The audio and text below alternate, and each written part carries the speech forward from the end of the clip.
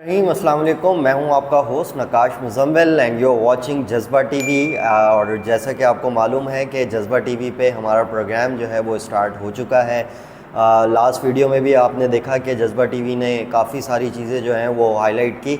आज हम बात करने जा रहे हैं फ़खर ज़मान की, क्योंकि फ़खर ज़मान इज़ बैक। और जिस तरह से फ़खर ज़मान ने रीहैब अपना कंप्लीट किया आफ्टर इंजरी, और फिटनेस लेवल जो है उनका हमें बड़ा अच्छा नज़र आया।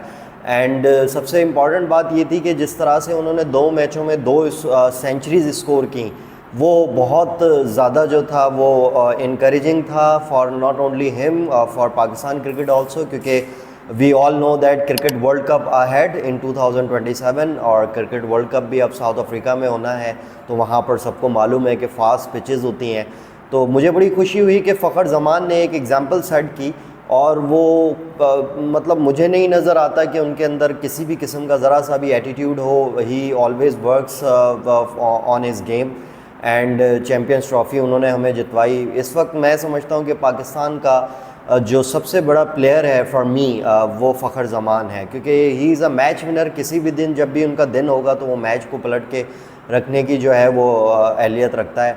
और फ़खर ज़मान के हवाले से कुछ चीज़ें मैं आपको बताता चलूँ कि फ़खर ज़मान जो है वो अभी जो सीरीज़ हुई थी उससे पहले इंजर्ड हो गए थे, लेकिन उन्होंने जो है और प्लेयर्स की तरह ये नहीं कि सिर्फ अपनी फ़िटनेस पे काम करते रहे, बल्कि फ़िटनेस पे काम करने के बाद ही वेंट टू डोमेस्टिक क्रिकेट। और रिसेंटली जो अभी ओडीआई कप जो है, नेशनल कप जो है वो जारी है, और उसमें उनकी शानदार परफॉर्मेंस, 2 मैचों में 2 सेंचुरी स्कोर करना, it's not that much easy. कुछ और चीज़ें भी पॉइंट आउट करूँगा नेशनल कप के हवाले से। बहुत अच्छा एक पीसीबी का इक़दाम है, काफ़ी लड़कों को जो है वो टेस्ट भी किया जा रहा है। शाहनवाज़ ढानी की स्पेशल मैं बात करूँगा कि जिस तरह वो बॉलिंग करते हमें दिखाई दे रहे हैं फुल रिदम में, मैं समझता हूँ कि he is far better than Haris Rauf at this time, क्योंकि हारिस रऊफ़ को हमने बहुत मौके दिए, उन्होंने हमें अभी तक कोई इवेंट बड़ा जितवा के नहीं दिया। तो हमें चाहिए कि लेट्स मूव फॉरवर्ड। और शाहनवाज़ ढानी की बॉलिंग, जिस तरह उन्होंने लास्ट मैच में आखिरी जो ओवर में जो है वो 14 रन सेव करके अपनी टीम को फतह दिलाई, इट वाज़ रिमार्केबल। और हसन अली और शाहनवाज़ ढानी की थोड़ी कंट्रोवर्सी भी हुई, थोड़ा सा हसन अली का सेलिब्रेशन भी हमने देखा आउट करने के बाद, लेकिन जो शाहनवाज़ ढानी ने अपनी बॉलिंग से उसको जवाब दिया, it was remarkable.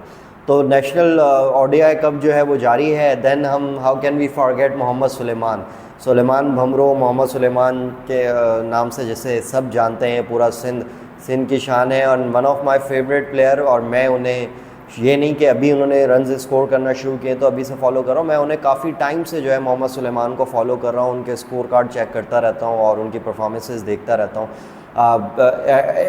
At the beginning he was the one के जिन्होंने शायद अपना डेब्यू करना था टेस्ट मैचेस में, और श्रीलंका ए के खिलाफ भी टेस्ट मैच जितवाया था उन्होंने एक। उसके बाद थोड़ी सी फॉर्म जो है वो डाउन हुई, उसके बाद थोड़ा गायब हुए मंजर आम से, लेकिन अब कम बैक उन्होंने स्ट्रॉन्ग किया, और जिस सिचुएशन में आके उन्होंने सेंचुरी स्कोर की, वो जो सेंचुरी थी वो काफ़ी रिमार्केबल थी। और मैं समझता हूँ कि मोहम्मद सुलेमान जैसा टैलेंट इनको बिल्कुल पीसीबी को देखना चाहिए, कि हमें मिडिल ऑर्डर का मसला रहा है शुरू से, and I think he was the one के जो उस मिडिल ऑर्डर के मसले को हल कर सकते हैं। दो कि इट्स टू अर्ली, लेकिन मैं फिर भी समझता हूँ कि मोहम्मद सुलेमान को एटलीस्ट ये टीम के साथ और इस वक्त जो है पाकिस्तानी टीम के साथ इस लिहाज से होना चाहिए कि वो ग्रूम कर सकें।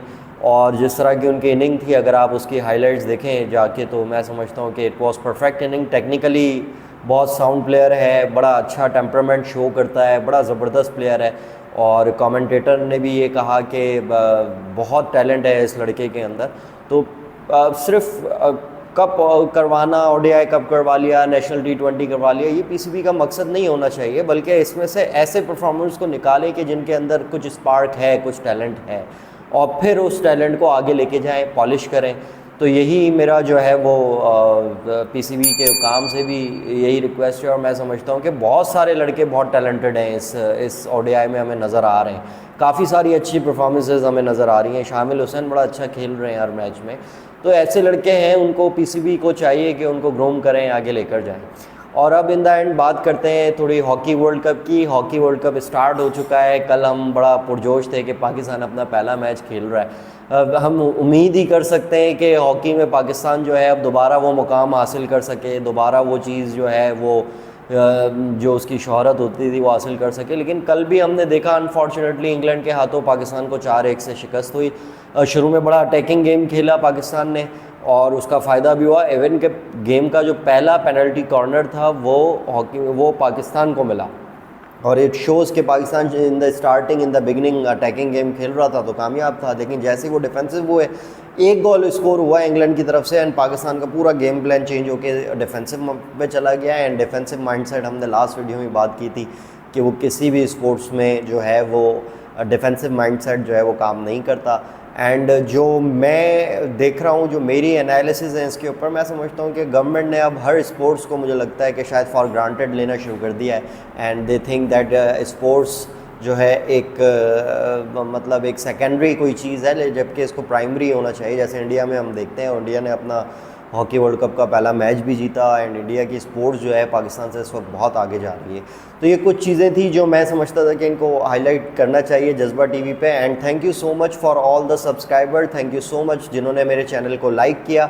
और मैं आपसे भी रिक्वेस्ट करूँगा कि जज्बा टीवी को ज़्यादा से ज़्यादा लाइक करें, सब्सक्राइब करें, शेयर करें, ताकि इस तरह की और न्यूज़ और तज्ज़िये जो है वो आप तक मुस्तकिल तौर पर पहुँचते रहिए। सो देखते रहिए नकाश मुज़म्मिल ओनली ऑन जज्बा टीवी।